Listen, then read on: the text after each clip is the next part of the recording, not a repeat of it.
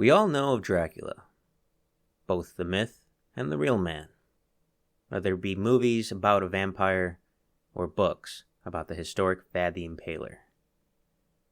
But few know about his younger brother, Radu, who had an interesting life of his own.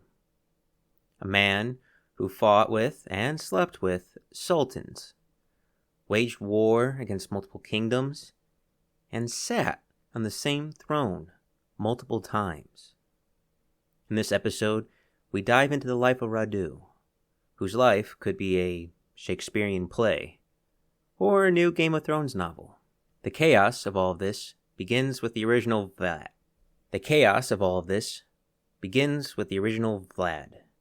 In the end of the 14th century. Not Vlad the Impaler. That'd be Dracula. This would be Vlad the First, the illegitimate son of Mircea the First of Wallachia. Illegitimate because his mother would be Mircea's concubine. But in Eastern Europe at this time where our story takes place, being a child of a concubine didn't mean anything when it came to the hierarchy of royalty, or the position you were destined to hold. The kingdom of Wallachia, more of a territory, would be in modern-day Romania-Hungary region of Eastern Europe. And this kingdom would be the center point of blood, revenge, and betrayal. Important to note that Wallachia is bordered by Transylvania. Yes, it's a real place, not just from the movies.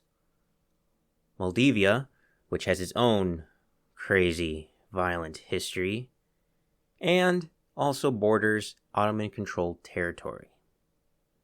So because of its location and the neighbors that surround Wallachia, the amounts of people clamoring for the power of the throne would be like a revolving door. Dozens of different people in the span of a few decades would take the throne. Stability would never come to this region. And the hunger for the throne and power would be passed on generationally. Enter Vlad II. And in case you can't figure it out, this would be Vlad the First's son, who, through lineage by his father, had a claim for the throne, which Vlad II wanted. Years would pass, dozens of battles, tons of bloodshed and fighting, until Vlad II was able to take the throne and be its sole ruler.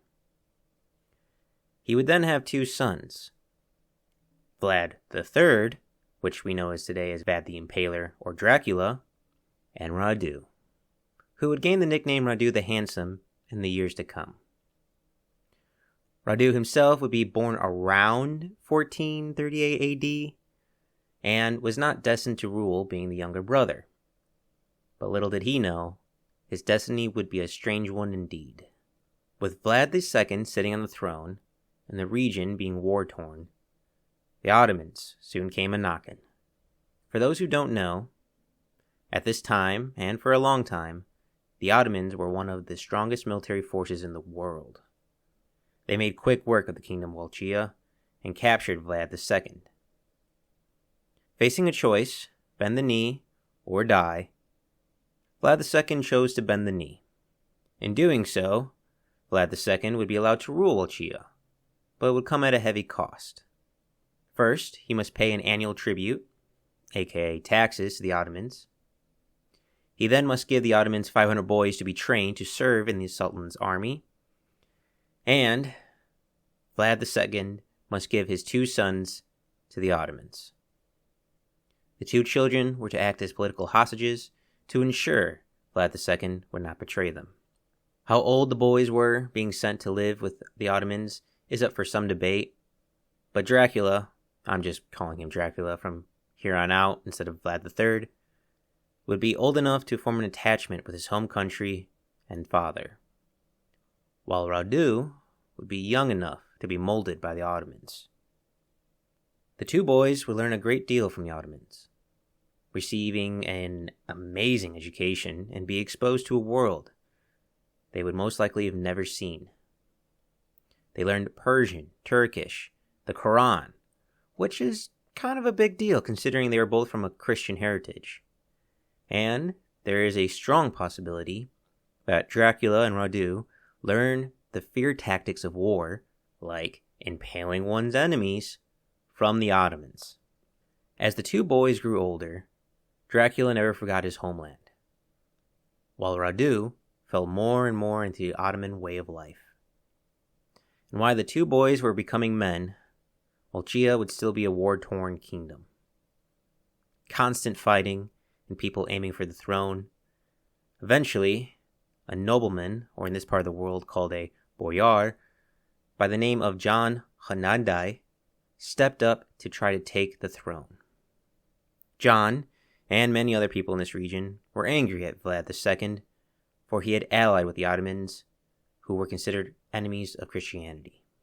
With the Ottomans being majority Muslim, and Romania and Hungary heavy Christian territories, Vlad's rule created a huge rift in the population. Because of this, John was able to get Hungarian military backing and was able to wage war against Vlad II. John himself was a capable military leader. He had some success against the Ottomans in the past, and remember, the Ottomans are one of the strongest military forces in the world at this point, so it does say a lot about John's capability. John and the Hungarian military quickly disposed of Vlad II, forcing him to flee for his life. Vlad II would be captured by other boyars, who would humiliate, torture, and kill Vlad II. They would blind him with a red-hot poker, and then bury him alive. Yeah, Eastern Europe has a history of extreme brutality. Vlad's two sons, Radu and Dracula, would hear of this, and would be the final nail in the coffin for the two different paths the brothers would walk. The news would come to Dracula in his early 20s, and Radu in his late teenage years. Dracula would double down and stick to his Christian heritage, and have more resentment towards the Ottomans for taking him away from his native land, while Radu, on the other hand, would convert to Islam and be fully enveloped in the Ottoman way of life. As all of this was happening, a new sultan had come of the age to rule, a Mehmed II, who grew up with some overlap with the two brothers. And Mehmed had his eyes on expanding the empire's rule. As well, he had his eyes on Radu. You see, Radu apparently had grown into a beautiful man, and earned that nickname, Radu the Handsome. And the Sultan definitely took notice. You see, Mehmed had a strong appetite for young men and boys, even selecting ones to come to his bedroom, and somehow those who did would end up being positioned in the court. I guess it's good to be the king. One of my favorite things is a different member of the Sultan's court, a Greek, by the name of Lonikos Chokladiais. There's 0% chance I pronounced that correctly, but he put in a way, subtly, about the Sultan's love affairs. He said, and I quote, "He was in love with the boy and invited him for conversation. And then, as a sign of respect, he invited him for drinks to his bedchamber." End quote. You may think to yourself, this is the 15th century, when wars are still being fought over religion, and the Sultan is Muslim, which at this time frowns on homosexuality. How is the Sultan doing all this and not getting in trouble? Well, when you are the ruler of one of the most powerful empires, you kind of get to do what you want. And what the Sultan now wanted was Radu. So one night, the Sultan invited Radu to his bedchamber for some wine. And, as rumor has it, the Sultan tried to have sex with Radu, who freaked out and fought back. And when it became more forceful, Radu may or may not have stabbed the Sultan in the leg. Again, just a rumor. But either way, after that night, Radu and the Sultan became lovers. And when you know it, after that night, Radu would become a member of the Ottoman imperial court at the young age of 22, along with being in command of some Jezery and 4,000 cavalry, For those who don't know, the Jezeri were elite Ottoman troops. Basically, better gear, better training, more prestige. This would create even more distance between the two brothers. And at the same time all of this is happening, the Ottomans have been beating back John, the one who overthrew Vlad II, where Mehmed decided to use Dracula to his advantage. He gave both the brothers the opportunity to leave and head towards Wallachia to exact revenge for their father and take his position on the throne, with the condition that they stay loyal, pay annual tribute to the Sultan. Radu chose to stay with the Sultan. Dracula decided to fight for the throne. Dracula would assemble an army of mercenaries, which was quite a common thing to do at the time, to fight John. John, who had a larger force than Dracula, didn't really pay Dracula that much mind. In fact, he would even put a Vlad II as ruler of Wallachia, as John had his eyes more focused on fighting the Ottomans. Back on the other side of the world, while all this was happening, the Sultan then changed his eyes to look at Constantinople, and began to move his army to take the city, with none other than Radu by his side. As the Sultan gathered his forces, Dracula, in turn, would try to sneak into Wallachia and take the throne, to no avail, and would be forced back into Ottoman-controlled territory and forced to wait for a better time. John would actually try to recruit Dracula to his forces to help fight the Ottomans with him. Dracula refused. I imagine Dracula may have hated the Ottomans, but I imagine he hated the man who brought his father's demise even more. Eventually, back on the other side of the world, the Sultan's army was ready for the prize, which was Constantinople. The Sultan and Radu would take the city in the battle of the Siege of the Fall of Constantinople. Not the most clever name in history, as bestowed to a battle, but it does really get the point across. Once the city was taken, Radu, who was so beloved by the Sultan, that the Sultan allowed Radu to live in the newly built Topkapi Palace. A palace of great importance, especially because this palace was a building to help transfer the Ottoman capital to Constantinople. So to be invited to live there was a huge deal. Fast forward a few years into time, Radu and Mehmed, fast forward a little bit into time, while Radu and Mehmed were away in Constantinople, an opportunity arose for Dracula.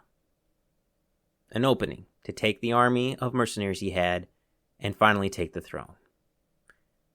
Which is exactly what he did. News of Dracula's victory would reach Radu and the Sultan and Constantinople, and at first, the Sultan was happy. Perfect. A man loyal to the Ottomans, who we taught and raised, is on the throne of a neighboring kingdom. Dracula, just pay your taxes, and we're all good. Well, Dracula had other plans. He would start to rally some of the local people and bestow his own nobles and start fighting the Ottomans. Not fighting in the traditional sense. Fighting in ways in which Dracula would earn his name, Vlad The Impaler. He started to impale envoys, nailing their turbans to their head, started to massacre entire villages loyal to the Ottomans. Things that would help him get that Dracula name. Well, the Sultan would hear of this and would be pissed. And not normal pissed, like scorched earth pissed. He would begin to gather his army, along with Radu, to get revenge on Dracula. But this is the 15th century. Things take time. So while the Sultan was assembling his army, Dracula kept killing, conquering, and torturing. He started to kill thousands of Turks, Muslims, and Bulgarians, in ways that the Geneva Convention would have issues with. But time always marches forward, and enough time had passed that the Sultan's army with Radu was ready and heading toward Dracula. All 150,000 troops, which is a lot by any time in history standards. Now, Dracula became enraged. Maybe due to being power hungry, maybe he heard that the Sultan's army was coming, or maybe he heard how his younger brother converted to Islam and was now the gay lover of the Sultan, who the Sultan was going to use to replace Dracula. Yeah, there's a lot of reasons for being angry there. Yeah, the real reason, or one of the reasons why the Sultan was bringing Radu to fight his brother, was to switch which brother was on the throne of Wallachia. Now, Dracula may have been barbaric and cruel, but he wasn't a fool. He knew that 150,000 troops was a lot, and him and his army could never beat back the Sultan in a fair fight. Luckily for Dracula, he doesn't really care about playing fair or ethically for that matter. So once the Sultan's army arrived in large pieces, it's hard to move that many troops any distance, Dracula would begin to fight dirty. He started to do even more psychotic things that solidified his name in the history books as the Dracula we all fear today. He started to attack camps, do night raids, and leave gruesome scenes behind to deter and scare the rest of the Sultan's army. The Greek court member, whose name I am not trying to pronounce again, wrote about some of Dracula's attacks, one of them being, and I quote, "There were large stakes there, on which it was said about 20,000 men, women, and children had been spitted. There were infants, too, attached to their mothers on the stake, and birds had made their nests in their entrails." End quote. Pretty gruesome, and usually I chalk up some historical accounts to be slightly exaggerated by the ones who record it, but descriptions and figures for this account, turns out, wasn't exaggerated. Dracula himself would boast to one of his allies that he killed 23,884 Turks, not counting the ones we burned in their homes or the ones who died in the initial fight.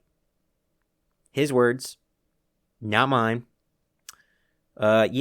Dracula just massacred 20,000-ish people in a single night and did gruesome things with their bodies. Unfortunately for Dracula, he still had to deal with 130,000 other troops that were still alive and kept marching towards him, with his brother Radu being one of the men chasing him. This would cause Dracula to flee. He knew he could not stand up to that many troops, for obvious reasons, and I imagine make him hate his brother even more. Which means the Wallachia throne was now vacant. Steps in Radu to take his brother's spot.